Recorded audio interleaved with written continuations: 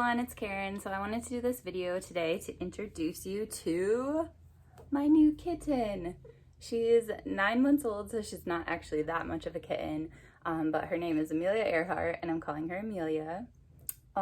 Yeah, so I've thought about getting another cat for a long time because I was basically saying goodbye to Lucy for about 4 months, and even though I adored having a dog and hope to have a dog again sometime, when I'm not working from home, my days at work are quite long, and I felt kind of bad because there's not really good dog daycare around here and stuff like that, or dog walkers really. So I just decided to get another cat, and I was thinking about okay, first of all, I didn't really know if I was gonna get a boy, a cat, or a girl, and I wanted a kitten. I wanted a bitty kitten, like 8 weeks or something, and so I had a list of boy names and girl names, and my number one girl name was Ruthie. It was gonna be Ruth Bader Ginsburg, and I was gonna call her Ruthie. But anyway, so I went to the shelter, and I was supposed to meet with these two cats. They were like 4 months old,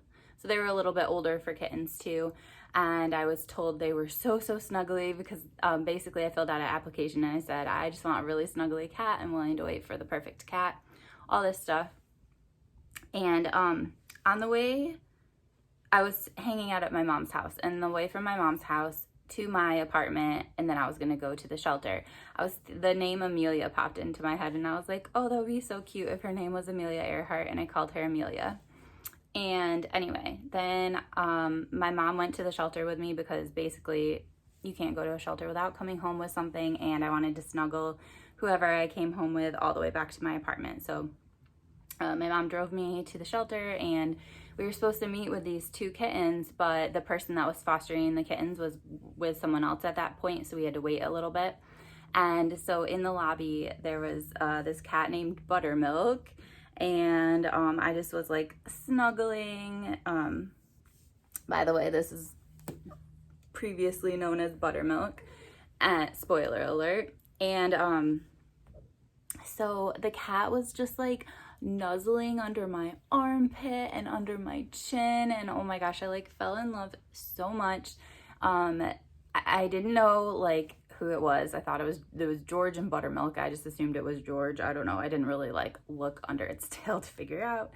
Anyway, so I was like falling in love with this cat, but it was a little bigger than I wanted because it's already like 9 months, and I wanted like a bitty kitten, like I said, because you don't have that many cats in your life really, and you only have a kitten for so long. And so I really wanted a bitty kitten.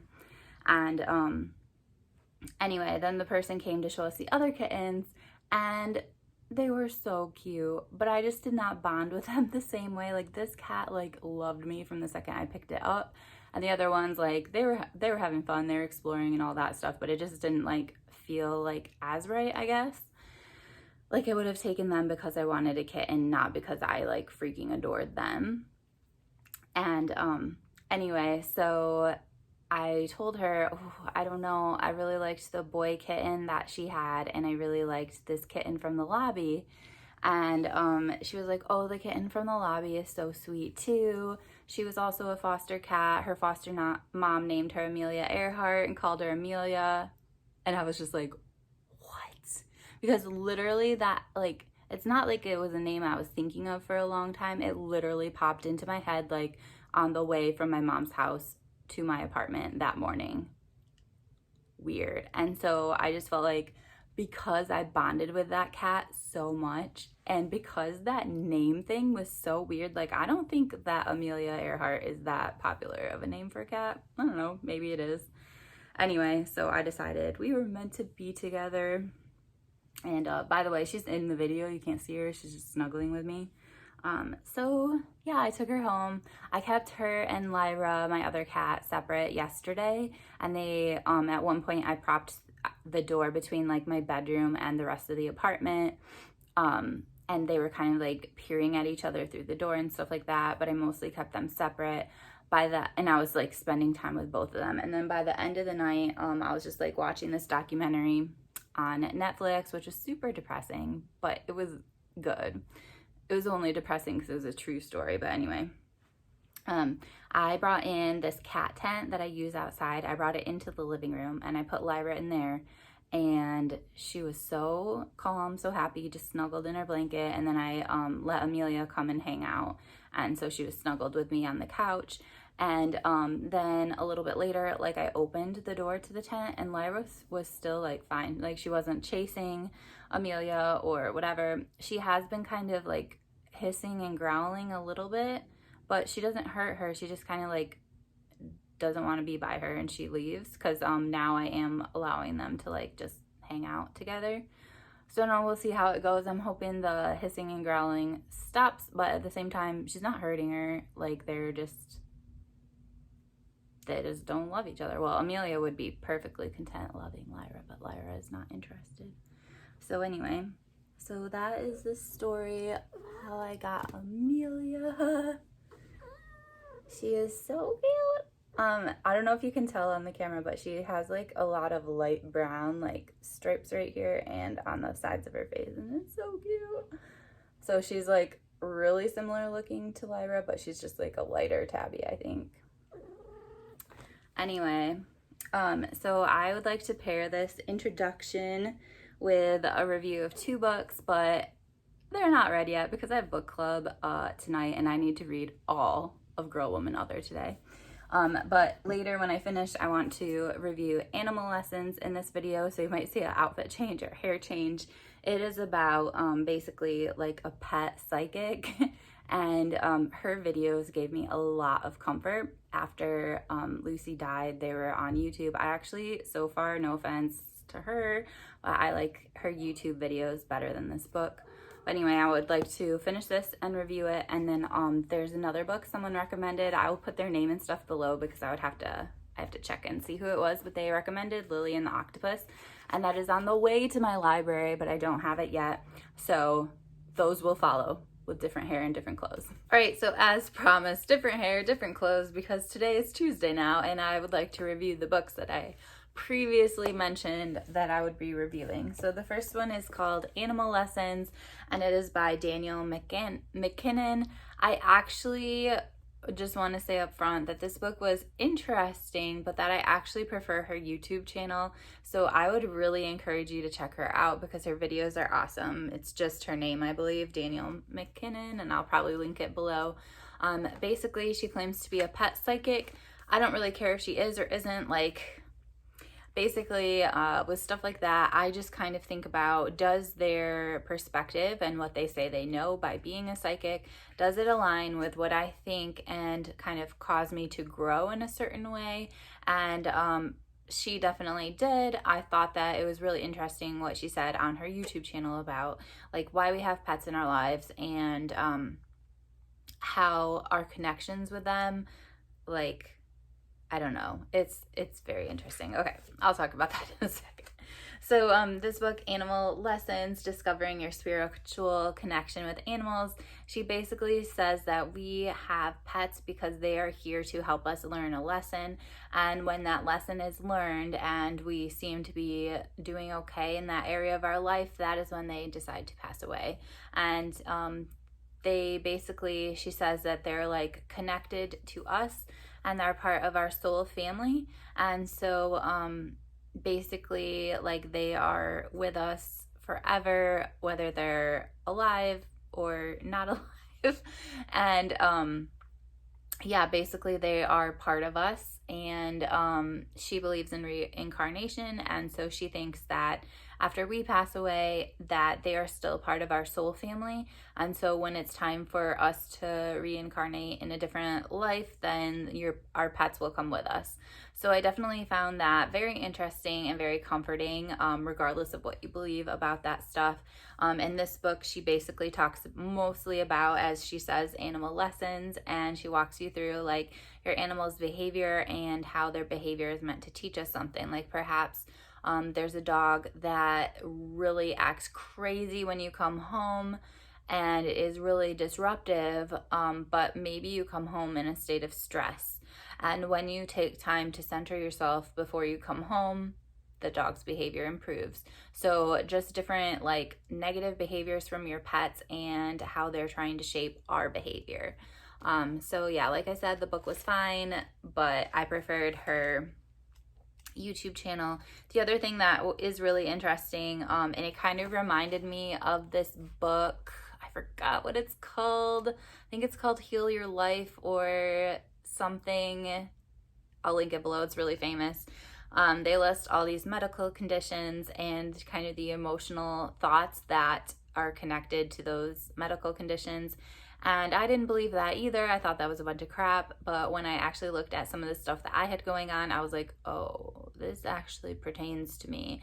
And I looked at some of the other ones that I didn't have, and they did not pertain to me. So I thought that was interesting. And this is kind of similar. There's just a whole list of animals and what they're meant to teach you. So like, I just lost my dog.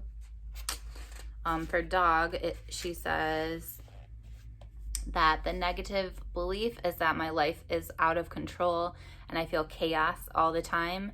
And then the embodiment, dogs thrive in their community and home is in balance. This includes having a balanced, clear leader, whether the leader is human or animal. And the lesson is that I am in control of my life. I am the leader of my life. I am strong and protective of myself. And I definitely feel that just like ever since COVID, I have found more balance with myself and with like how I want to live and what's important to me, and making sure that I'm living a life that works for me. And yeah, so that kind of I feel like pertains to that just being in balance and being in control. And then also I have cats. So let's see what it says about cats. I still have cats, so it must be that I'm still learning this lesson. The negative belief is I need the love and approval of others to make me feel good. I need rescue. I need someone else in my life to make me feel whole. And then the embodiment is that cats embody independence. They decide when they want affection and when they don't. They call the shots in their life with confidence. And the lesson is I'm capable, I'm awesome, and I do things beautifully on my own, and I'm probably still learning that. So anyway, I found this book interesting, but again, probably just watch her YouTube channel or get this from the library. And then the other book I read, I still did not look back and see who recommended it to me, but I will put it below because they were awesome, and this was a great recommendation. It is Lily and the Octopus, and it's by Stephen Rowley. This book, I have to say, I feel like I'm starting with negatives. This is not a book that I would have been interested in had my situation with my dog not just happened to me.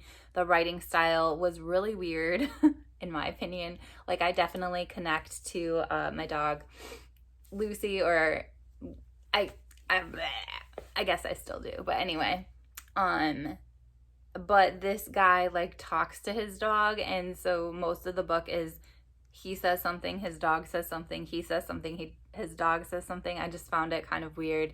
And he even like plays Monopoly with his dog, but his dog cannot move the pieces, obviously. So he like buys properties for his dog and moves his dog's piece. And I just found it kind of unusual and a bit extreme.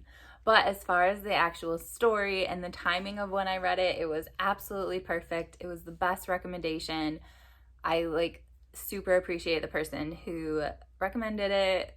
I should probably figure out who they are, but anyway, so yeah, this is about a guy who has a dog, and obviously he's very close to his dog, and one day they're just hanging out and he notices like this kind of like bump around his dog's head and eye area, and it turns out that it is a tumor. It is cancer, and so his dog is like slowly dying of a brain tumor, which is exactly what happened to my dog, Lucy. I did not visibly see a tumor, but she had a brain tumor. And everything that is talked about in this book was so similar to my experience with her. The dog in this book has seizures. Lucy had seizures. Her world just slowly like shrank, and her everything just kind of slowed down, and that was similar in this book too, just kind of like your world becoming smaller and moving at a slower pace, and just the long goodbye when you know that you're saying goodbye to a dog, but that it will take a while. And then the ending was almost exactly the same too. Like all of a sudden his dog was just like panting and not really eating very well, and like everything that was the same as Lucy too. And like in the book, like he knew like this is our last day together, and I knew too, like it's time. And I think it's really sad how you know it's time, you know it, and nobody wants to put their dog down. Like it's horrible, but there was no question for me about like, I mean, she had been declining for a while, but before I always felt like, no, it's not time yet. And then all of a sudden one day, yeah, today's the day, it's time. And I think that's interesting, just that knowing. But this book like made me sob my eyes out, and it was so similar to my situation with Lucy. So definitely a very good recommendation. I am super, super grateful that this was recommended to me, which is another reason why BookTube is amazing and all you guys are amazing with all your support. So those are the 2 books that I read on animals. So yeah, I guess I just wanted to show you my new kitten and show you some of the books that I've read on animals recently. I'm not a huge animal book reader, mainly because the animal always dies in the end and I don't even want to think about that. But these were very good for the time that I am in. It's never gonna go away. I still miss Lucy every single day, and her ashes are back now. I am waiting on a cuter pot from Etsy and I have a little paw print of hers, and I think about her all the time. I don't think that's ever gonna stop. But I super appreciate the book recommendations and just all the support I got from you guys. It means so much to me. So I hope that you guys snuggle and love on your pets if you have them, and enjoy just some snuggly reading time with them and hang out with them, because pets are absolutely amazing. I will see you guys later. Bye.